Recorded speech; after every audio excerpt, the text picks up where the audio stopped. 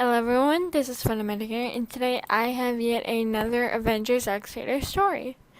So, like I had said in the previous video that this would be a request done by Corey, who is on my Amino app.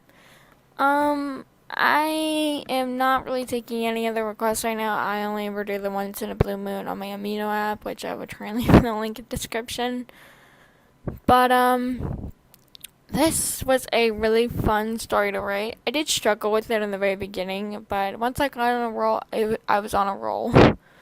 Um, so I kind of thought it would be really fun I thought it'd be really fun to just read this and write it because it takes, but because Corey had specifically asked that it would be a Bucky X reader that took place in the 1950s, and I was like, okay, that sounds like fun. Let's do it. So, this is a Bucky X female reader, and it's simply titled Surprises. Let's get started. The year was 1953, and Your Name and Bucky were celebrating their first anniversary. Your Name knew that she couldn't go too over the top for their first anniversary. Bucky was always a very practical man and wasn't a big fan of expensive and dramatic things, so she decided to make it sweet and simple. Besides, Bucky was going to go into the army with his friend Steve pretty soon.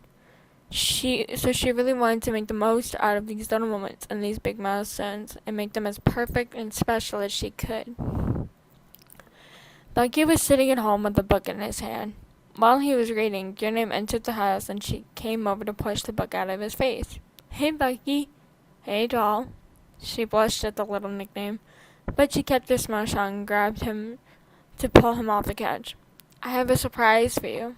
"Oh, doll, you didn't have to get me anything." "Yes, I did. Besides, this is for both of us."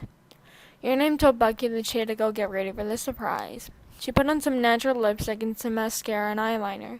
The makeup and her hair-length hair framed her face well. She then changed into a pretty pink poodle skirt with a black spotted rim. She also put on a black and white plaid shirt with a small black scarf. When she exited her room, she saw Bucky on the couch reading once more. She announced her presence to Bucky by sneaking up behind him and pecking him on the top of his head. He smiled. She walked around in front of him, and she coyly took the bookmark he had on the table and placed it on the page he was on. He took the hand and closed it, putting it down and stood up. Bucky looked her up and down, causing Your Name to smirk. "You like what you see?" "I do, doll." She snorted. But as much as she wanted to stay here and stare into Bucky's gorgeous eyes, she knew she needed to show him the surprise. Your Name and Bucky walked down the street into the nearby park. It was a very big park as well. It had a lot of open areas with a small path to walk down. One of the most amazing parts of the park was the gazebo. It was white and pink, and a lot of people loved to propose there. But there was a small table with 2 chairs and a small meal set up in the gazebo. The couple approached the gazebo, and Bucky had the sweetest smile on his sweet lips. He stood there for a moment, as Your Name had already sat down. She noticed him standing there and all. She giggled. "Well, sit down." He snapped out of his daze and huffed out an airy laugh as he sat. Your Name and Bucky then just started talking. Even though they had been together for a year, they still never ran out of things to talk about. But Bucky had a surprise up his sleeve himself. He was known not to be very over the top, but he thought he could make an exception for the love of his life. He waited for a moment of small and short silence to bring up his surprise. "I actually have a surprise for you, doll." "Hmm? What?" "I wasn't expecting you to give me something," she said with a small laugh. He then stood from his seat and grabbed Your Name's hand. He guided her down back to their home. When they got close, he covered Your Name's eyes. She giggled and he pulled her to a stop. When he said for her to open her eyes, she had the most perfect expression.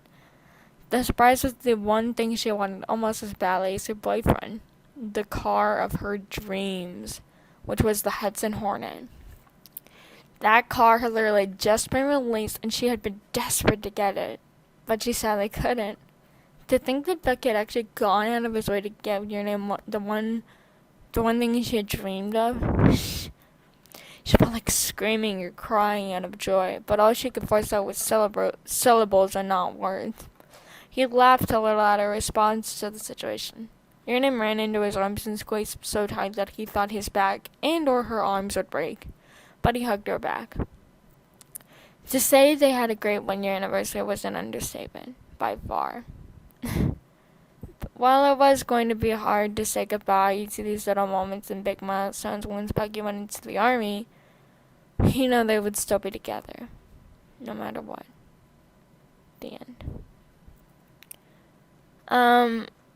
I really enjoyed doing this. And actually, I'm actually currently looking at the comments on this particular story, and I wanted to give out a little shout out to Lila Caitlin. She says, "Hi, Phenomenon, I'm subbed to your channel. I'm going to sound weird, but your stories are amazing, and I want to assure you that your works are amazing. I want to assure you that you are not weird. I adore seeing my comments." And yeah, also fun factoid, the fan art that was being displayed at the beginning of the video, as well as the end right now, that fan art was made by one of the original fan artists I ever had, which is Blue Star on YouTube. She made several speed paints for me. She's a wonderful girl. I will leave a link to her channel in the description box below. But also, I really kind of wanted to kind of acknowledge the reason why I chose the Hudson Hornet as a present instead of a proposal. And the reason for that being that I knew that it would be kind of odd to have Bucky propose to the reader, especially considering the fact that he was going to go into the army before. I always imagined that if he were to propose, he probably would not have been able to get married to her. Plus, it would be really sad because after he would get out of the ice or whatever, he would not be able to see her because she probably would have died. It would not have been really well, and I kind of am biased in the sense that the Hudson Hornet is one of my all-time favorite cars in the entire world, and that's funny because I'm not a car person. So I just wanted to kind of put my own spin on it, and plus the Hudson Hornet was a car that had come out in the 1950s, early 1950s at that, and it was an extremely popular car. So, but thank you all so very much for watching this video, and the next video is going to be a Dipper X reader. I know it's been a while since we've done one of those, but I'm really glad on how the story's turning out, and it's going to be a mute reader with fidget toys, like I promised in the last video. And it's coming along very slowly, but I've been really hard at work trying to find a new job. I probably should make a story time about what happened that caused me to leave my current job. And, stuff like that. I'm also currently applying to college, so life has been busy. But I will try my best to write in my off time whenever I get the chance. But, thank you all so very much for watching. And this is Phenomenon, and I'll be seeing you all very soon. Bye-bye.